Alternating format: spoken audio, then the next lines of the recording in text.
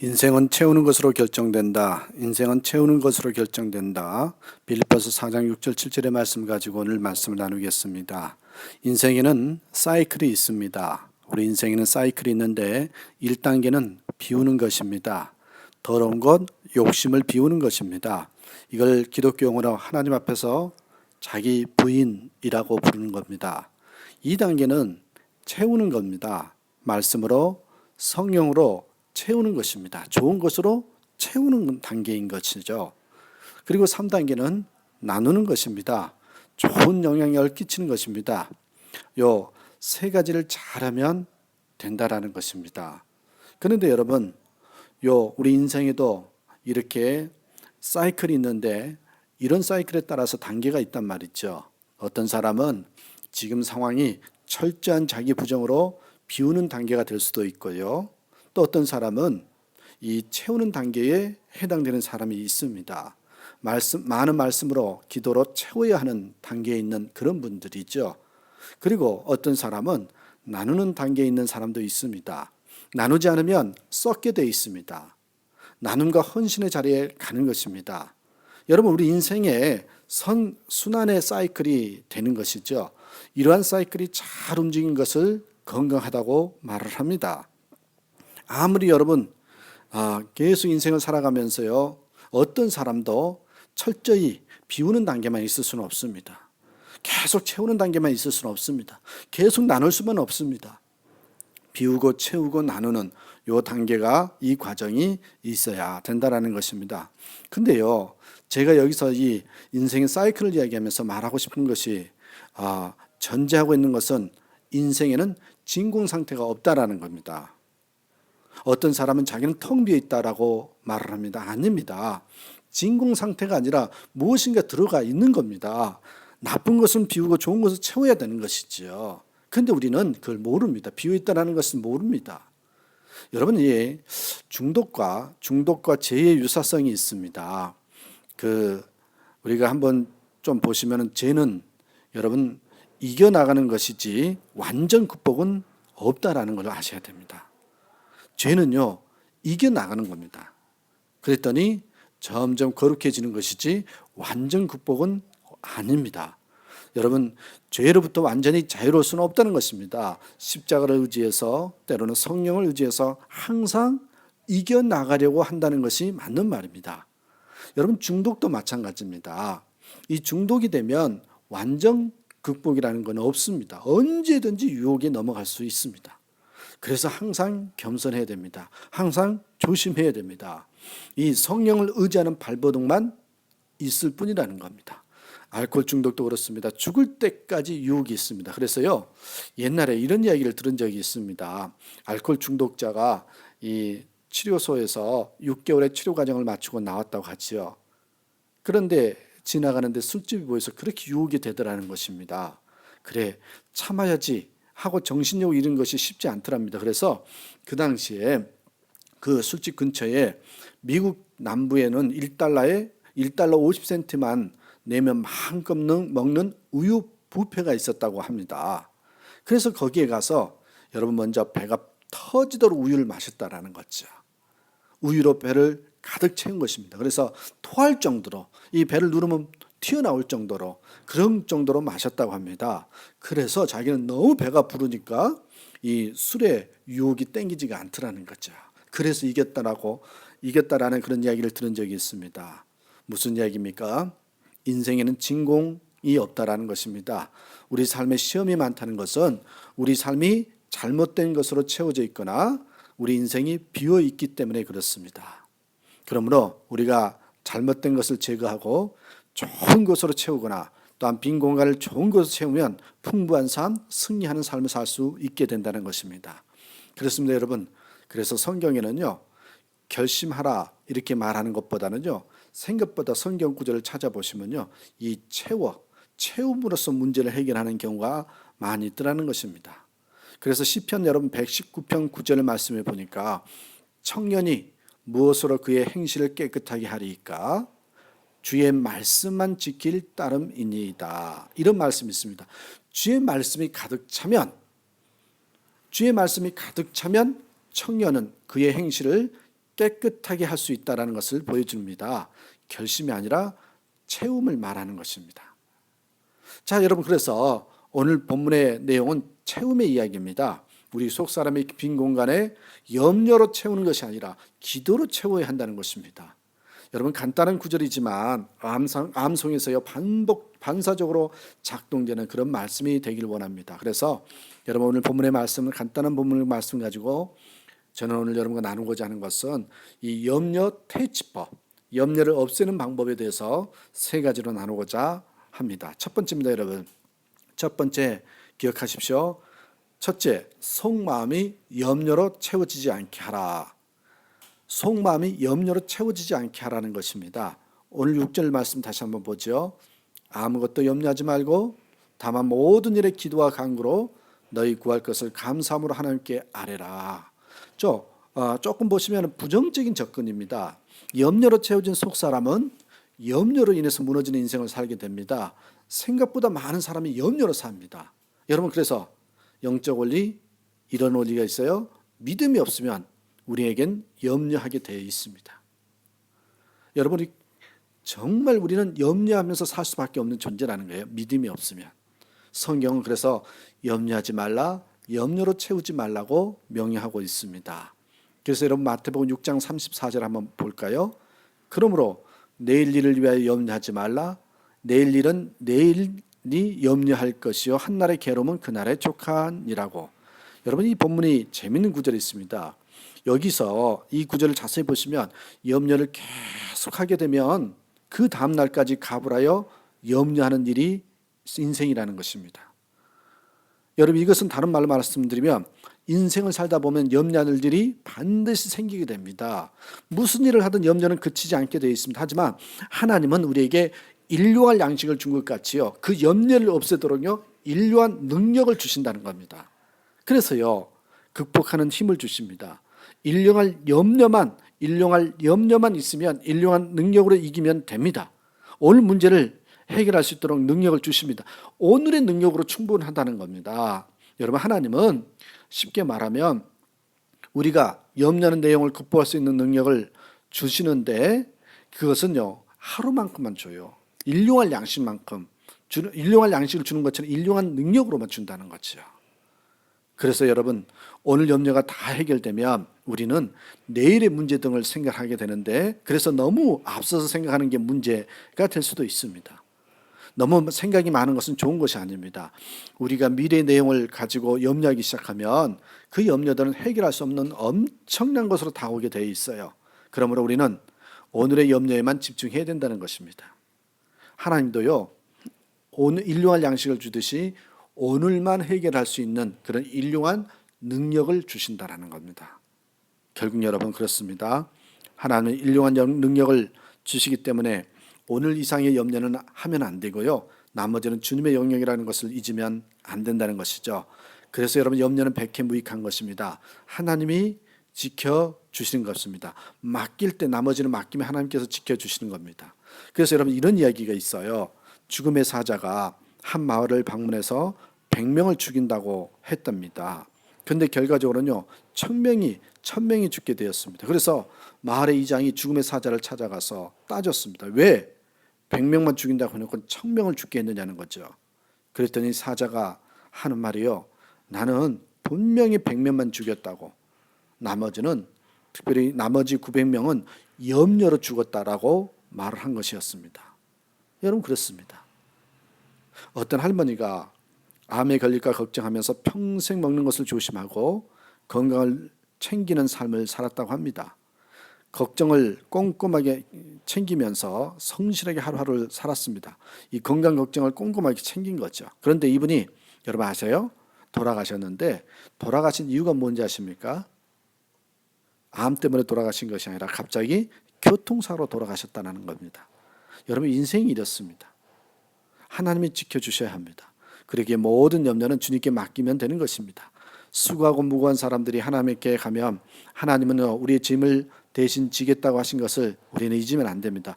염려는 우리의 영역이 아니고 우리는 염려를 주님께 의뢰해야 되는 것입니다. 우리는 쓸데없는 걱정을 하면 안 됩니다. 우리가 할 수 있는 일에만 집중하면 됩니다. 할 수 없는 것은 맡기라는 것입니다. 염려는 여러분 상대적입니다. 상대적인 거예요. 마태복음 6장 27절에 너희 중에 누가 염려함으로 누가 염려함으로 그 키를 한 자나 더할 수 있겠느냐. 염려해서 키가 커지면 키가 작아야 할 이유가 없습니다. 여러분 정말 오랫동안 그 학교에서 종을 치는 사람이 한 사람이 있었는데 그는 종을 치다가 노이로제에 걸렸습니다. 그는 사람들이 볼 때마다 그 표정을 보면서 당신은 왜 그렇게 행복하지 못합니까? 라고 물을 정도였답니다. 그 종치는 사람이 말합니다. 저는요 이 종을 36,000번을 쳐야 됩니다. 매일 이 학교에서 10번씩은 종을 칩니다. 그래 일주일이면 70번, 한 달이면 300번, 1년이면 3,600번. 내가 이 일을 끝내기까지는 앞으로 10년이 더 남았습니다. 한 사람이 보다 못해서 이런 지혜로 충고를 했답니다. 아니 아저씨, 하루에 10번씩만 종을 치시고 한 번에 한 번씩만 종을 치시면 되지 않어요? 근데 무슨 36,000번까지 미리 앞서서 땡겨서 염려하시냐고. 그러니까 스트레스 받을 밖에 없고 당신 얼굴 보면 행복하지 않다고. 여러분 맞는 말입니다. 오늘에 할 수 있는 일만 하시면 됩니다. 할 수 없는 일은 주님께 맡기면 됩니다. 너무 앞서서 가지 마시고 어떤 문제가 있으면 그것을 위해 오늘 할 수 있는 일이 무엇이 있는가를 한번 생각해 보십시오. 그래서요 그 일만 하십시오. 그리고 나머지는 맡기는 것입니다. 그렇습니다. 오늘 할 수 있는 일만 하고 나머지는 맡기면, 그래서 주님과 함께 동행하다 보면 문제는 하나님이 해결해 주시는 겁니다. 나중에 보니까 그렇게 맡기고 하나님과 동행했더니 나중에 다 문제가 해결됐더라.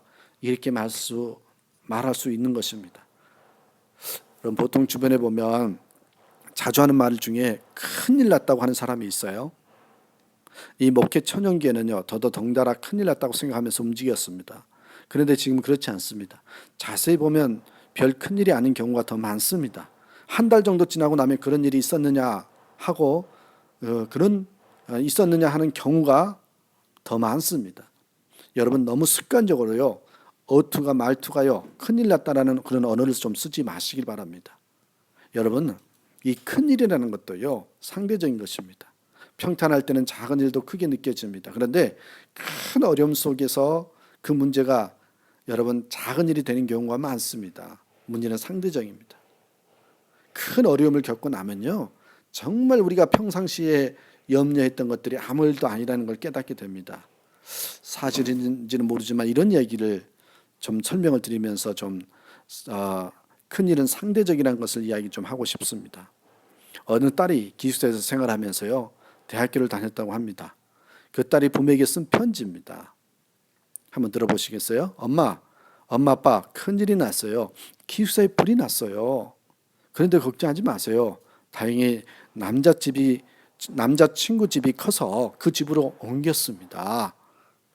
부모님 미치는 거죠. 그래도 딸인데 그 다음에 내용이 기뻐해 주십시오. 제가 임신을 했습니다. 그동안 손주 보고 싶다고 했잖아요.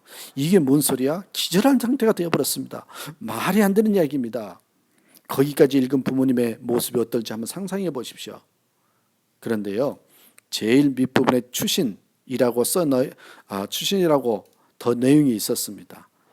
다 거짓말이에요. 기숙사에 불도 나지 않았고요. 남자친구도 아예 없고요. 물론 임신도 하지 않았습니다. 안심하세요. 다만 이번 학기 성적에 F학점이 2개 있습니다. 죄송합니다.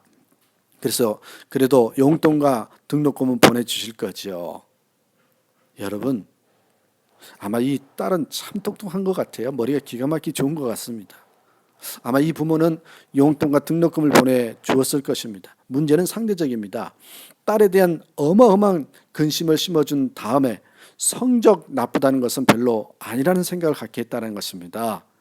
여러분 주변에 염려와 근심을 내놓은 분들 중에는 별것 아닌 거 가지고 있는 분들이 있습니다. 그거 부끄러운 줄 알아야 됩니다. 이럴 때는 보다 큰 일을 가지고 기도하고 싸우다 보면 지금 현재 나의 근심이 작게 될 것입니다. 그러므로 우리는 하나님의 자녀로서 그의 나라와 의를 구하는 영적 존재가 되어야 되고요. 이러한 사명을 가지고 나아간다면 여러분 아세요? 우리가 현재 느끼고 있는 근심은 근심도 아니게 느껴질 때가 있습니다. 부탁드립니다. 또한 우리 결단합시다. 속마음에 우리 염려로 채워지지 않기를 간절히 축원합니다. 둘째입니다. 염려 퇴치법. 염려를 없애는 비결은요. 모든 문제는 기도 제목으로 바꾸라. 모든 문제는 기도 제목으로 바꾸라. 여러분 다시 한번 6절 보세요. 아무것도 염려하지 말고 다만 모든 일에 기도와 간구로 너희 구할 것을 감사함으로 하나님께 아뢰라. 여러분 이 본문에 확실한 염려 퇴치법이 있습니다.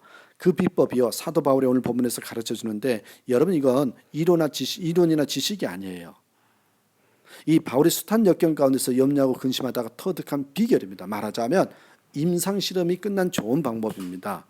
바울이 아무리 사도라도 연약한 인간인데 왜 염려가 없었겠어요? 복음을 전하다가 수시로 핍박을 받았어요. 투옥됐어요. 목숨 위험도 느꼈습니다. 그런데 여러분 본문 빌립보서를 기록한 그때 로마가 어디에 있었느냐? 감옥에 갇혀 있는 상황이었습니다. 언제 죽음을 당할지 모르는 상황. 그런데 그는 빌립보서에서 기뻐하라고 권면하죠. 빌립보서는 옥중 서신이면서 기쁨의 서신이라는 별명이 붙어 있어요. 어떻게 이게 가능했냐는 거예요. 어떻게요? 사도 바울은요. 염려를 물리치는 비법을 터득했기 때문입니다. 자, 다시 한번 6절에 보세요. 아무것도 염려하지 말고 오직 모든 일에 기도와 간구로 너희 구할 것을 감사함으로 하나님께 아뢰라고. 염려를 중단하고 기도하라고 했습니다. 보십시오. 얼만큼 기도를 강조합니까? 기도, 간구, 구할 것이라고 3중 강조가 나옵니다. 여러분 그래서 염려의 반대말이 평안입니다. 그런데 평안이 그냥 저절로 주어지는 게 아닙니다. 기도를 통해서 평안이 임하는 겁니다. 그러므로 또 염려의 반대말 중에 하나는 기도라는 단어도 되겠죠. 또 여러분 본문 7절을 보십시오. 그러면 모든 지각에 뛰어난 하나님의 평강이 그리스도 예수 안에서 너희 마음과 생각을 지키시리라. 기도하면 우리가 상상할 수 없었던 평안이 임합니다. 예수님이 주시는 평안이 임합니다. 그 평안이 우리 마음과 생각을 지켜준답니다. 마치 이런 겁니다. 병에 공기가 가득합니다. 공기를 빼내려면 어떻게 하죠? 물을 가득 채우면 됩니다. 일단 물로 가득 차면 공기가 비집고 들어올 수가 없습니다. 이와 마찬가지로 기도하고 평안을 얻으면 우리의 마음이 여러분 가득 채워져 있는 한 염려가 감히 침범하지 못한다는 것입니다. 그렇습니다, 여러분. 그래서 예수님이 이렇게 말씀하신 것입니다. 요한복음 14장 27절에서 평안을 너에게 끼치노니 곧 나의 평안을 너에게 주노라. 내가 너에게 주는 것은 세상이 주는 것 같이 아니하리라. 너희는 마음에 근심하지도 말고 두려워하지도 말라. 여기서 우리는 중요한 공식을 발견하게 됩니다. 자, 다 잊어버려도 이거 하나만 붙들어도 오늘 영적으로 성공하는 것입니다. 자, 중요한 공식이 뭘까요? 기도하면 염려 안 하고 기도 안 하면 염려한다는 것입니다. 자, 기도하면 염려 안 하고 기도 안 하면 염려한다. 잊지 마십시오. 모든 일에 기도와 간구로 채워야 된다는 것입니다. 여기서 모든 일은 여러분 모든 것을 포함한 거죠. 큰 일이나 작은 일이나 교회 일이나 영적인 일이나 육적인 일들 다 포함을 합니다. 문제가 있습니까? 그 문제를 기도 제목으로 바꾸라는 것입니다. 아뢰는 것이 기도입니다. 하소연하는 것이 기도입니다. 소리 지르는 것이 기도입니다. 하나님은요 그것까지도 들으십니다. 우리 삶의 모든 문제를 기도로 채워야 됩니다. 저는요 중요한 것을 여러분과 함께 나누는데 이렇게 비유하면 좀 재미있을 것 같아요. 우리 인생은 자동차 기어와 같다. 어느 책에서 읽어보니까 그렇게 소개하더라고요. 여러분 염려라는 기어는요 자동차로 말하면 후진 기어랍니다. 그래서 염려하면 어디로 가요? 뒤로 갑니다. 기도라는 기어는요 전진 기어랍니다. 기도하면 앞으로 가게 되어 있습니다. 기도하는 삶은 앞으로 나아가지만 염려가 많으면 후퇴하는 삶을 살게 된다. 이 말씀입니다. 여러분 기도 없는 인생은 제자리 걸음이나 뒤로 가게 되어 있다는 거죠. 그러나 교회나 성도가 무너지는 것은 그래서 간단합니다. 염려로 채우면 됩니다. 우리가 교회 모이면 무엇을 하는 것입니까? 교회 모이면 가만히 보십시오. 교회 모이면 우리는 우리 내면의 기도와 간구와 비전과 여러분이 이렇게 말씀으로 채우는 것입니다. 그것이 교회 아닙니까? 교회 하면 오시면 그것을 채우는 겁니다. 자, 그러면 여러분 구체적으로 어떻게 기도하면 가장 효과적일까요? 바울이 뭐라고 했죠? 다시 6절 하반절을 보시면 너희 구할 것을 감사함으로 하나님께 아뢰라. 감사함으로 기도하라고 했습니다. 감사함으로 기도하려면 먼저 믿음으로 하나님께 맡겨야 합니다. 하나님이 책임져 주실 것을 확신하고 맡길 때 감사할 수 있습니다. 믿음으로 맡기는 게 뭔지 여러분 잘 가르쳐주는 성경 구절이 있어요. 베드로전서 5장 7절 말씀인데요. 너희 염려를 다 주께 맡기라. 이는 그가 너희를 돌보십니다. 여기서 맡긴다라는 것은 영어로 cast, 던져버린다. cast, 던져버린다는 뜻입니다. 살든지 죽든지 흥하든지 망하든지 하나님께 믿음으로 맡기는 것입니다. 그러면 하나님이 응답하시고 책임져 주신다는 겁니다. 여러분 여기에 맡긴다라는 예화를 하나 들어볼게요. 2005년 12월에 미국 뉴욕에 한 아파트에서 불이 났습니다. 미처 대피하지 못한 한 여인이 발을 동동 구르다가 한 달밖에 안 된 아들을 이불에 싸서요 3층 아파트 창동 밖으로 던지면서 기도했습니다. 하나님 제발 우리 아들을 살려주세요. 그때 놀라운 일이 벌어졌습니다. 마침 아래서 구경하던 그 한 아마추어 야구팀 캐쳐가요 아이를 받은 것입니다. 하나님의 기적이었습니다. 그때 우리 한국신문 동아일보인가요? 거기에 2005년 12월 17일자 기사 제목이 이렇게 써 있었습니다. 3층에서 던진 아기 나이스 캐치. 3층에서 던진 아기 나이스 캐치. 그렇습니다, 여러분. 하나님은 나이스 캐쳐가이십니다. 우리가 모든 염려를 하나님께 믿음으로 기도하면 응답해 주시고요. 또 염려를 던지면 받아 주시는 나이스 캐치입니다. 그러면 우리는 어떻게 하면 되죠? 여러분 나이스 캐치. 그 주님께 던지면 된다는 것입니다. 그렇습니다, 여러분. 하나님 우리가 염려하는 그 어떤 문제보다도 크신 분이십니다. 그러기에 모든 문제는 기도 제목이라고 생각하시고 기도로 채우는 저와 여러분 되시길 간절히 축원합니다. 마지막 하나만 더 보겠습니다. 염려 퇴치법 세 번째입니다. 감사의 시간을 의지적으로 구별하라. 감사의 시간을 의지적으로 구별하라라는 것입니다. 진실한 신앙을 가진 농부가 있었습니다. 몸이 불편해서 병원에 갔는데 위암 판정을 받았습니다. 그런 자신이 그동안 남보다 깨끗하게 살려고 노력했고 경건하게 살아왔는데 왜 이런 몹쓸병이 걸리게 되었나 생각하면서 처음에는요 하나님을 원망합니다. 그러나 마음속에 하나님의 원망의 기도를 듣지 않으시고 감사의 기도만 들으신다는 그런 성령의 음성이 마음 가운데 들립니다. 그래서 회개하고 감사 기도를 드리기 시작했습니다. 오늘까지 건강한 것, 오늘까지 농사 지은 것, 죄를 지을 때 하나님께서 참아주신 것, 가정에 하나님께서 끊임없이 은혜를 베풀어 주신 것, 자녀들을 건강하게 지켜주신 것 등등 그런 감사에 대해서 내용을 다 하나하나 조아리면서 감사를 드렸습니다. 여러분 감사의 기도를 드리기 시작하자 마음속에 감사할 일이 계속 생각나더래요. 결국 모든 원망을 다 잊어버리고 감사의 기도를 드렸습니다. 그렇게 감사의 기도를 드리는 순간에 어느 날인가요? 온몸이 불덩이처럼 달아오르더니 여러분 놀라운 기적이 일어났어요. 암세포가 모두 다 사라져 버렸습니다. 보십시오. 감사의 기도가 응답을 가져온 것입니다. 그래서 여러분 6절 아무것도 염려하지 말고 오직 모든 일에 기도와 간구로 너희 구할 것을 감사함으로 하나님께 아뢰라. 기도하되 감사함으로 하나님께 아뢰라고 합니다. 하나님은 감사함에 기도하는 사람의 간구를 들으시기 때문입니다. 염려 대신에 오히려 하나님 아버지를 신뢰하는 마음으로 감사드릴 때 하나님의 응답이 임하는 것입니다. 그러므로 아무것도 염려하지 말고 모든 일에 하나님께 감사함으로 아뢰면 결국 모든 것이 합력하여 선을 이루는 응답을 주십니다. 바울이 복음을 전하다가 핍박을 받아서 감옥에 갇혔습니다. 그러나 감옥 속에서 감사하면서 찬송을 불렀댔죠. 그러자 여러분 하나님의 능력이 나타나서 바울을 매었던 쇠사슬이 끊어지고 굳게 닫혔던 옥문이 열렸습니다. 이것이 무엇을 의미합니까?